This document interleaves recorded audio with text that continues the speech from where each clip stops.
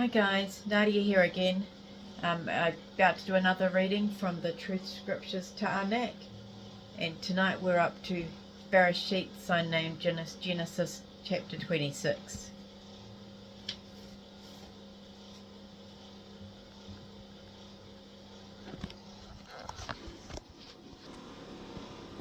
Now there was a famine in the land, besides the first famine that was in the days of Abraham. Yitzhak went to Abimelech, king of the Barashiyt and Gerar. Yahweh appeared to him and said, "Do not go down into Matzah. Live in the land which I shall command you.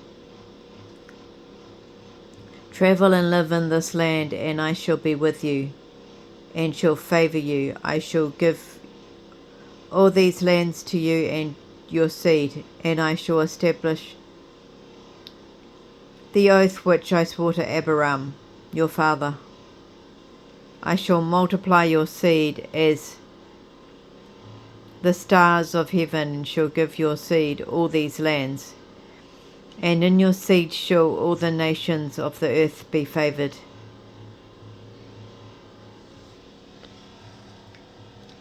Because Abraham obeyed my voice and kept my charge, my commandments, my statutes, and my laws,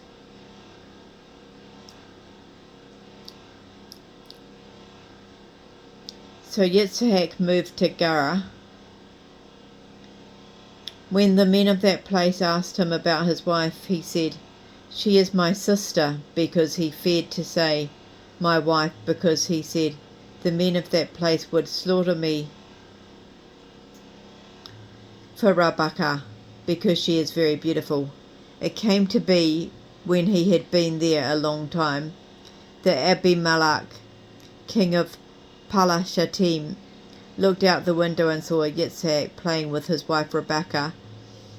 And Abimelech called Yitzhak and said, "See, surely she is your wife. Why did you say she is my sister?" And Yitzhak said to him, "Because I thought I would die because of her."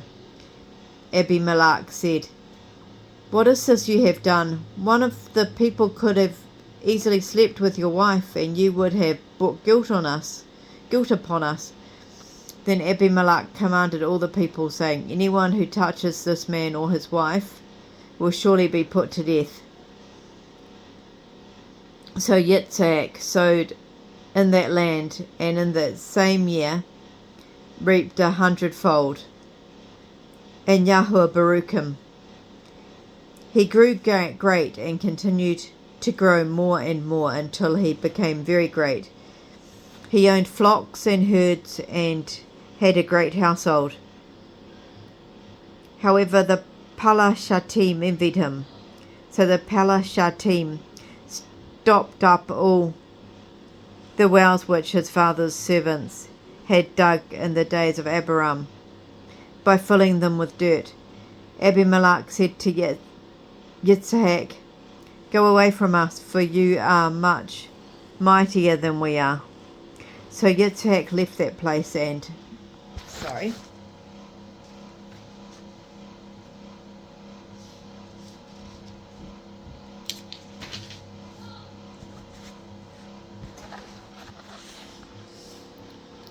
encamped in the Nahal Gerar, also known as the Valley of Gerar, and lived there.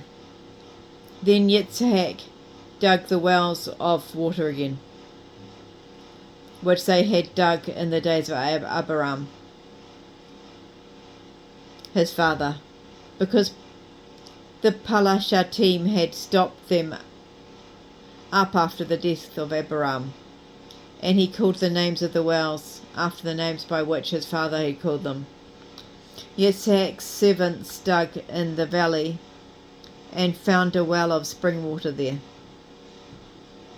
Then the herdsmen of Gerar argued with Yitzhak's herdsmen, saying, "The water is ours."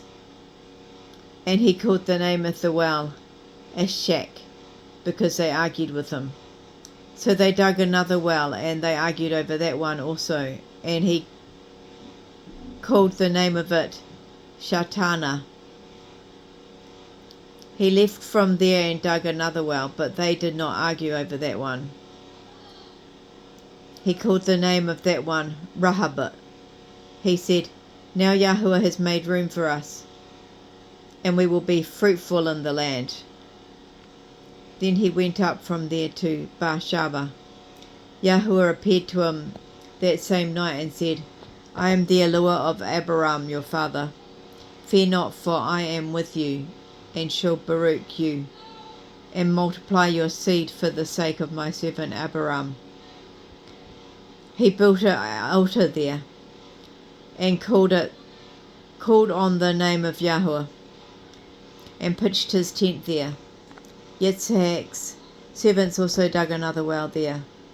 Then Abimelech came to him from Gerar with Ahazat, his friend, and Pequel, the captain of his army. Yitzhak said to them, "Why have you come to me, seeing that you hate me and have sent me away from you?" They said, "We saw plainly that Yahuwah was with you. We spoke among ourselves and now say to you, let there be an oath between us."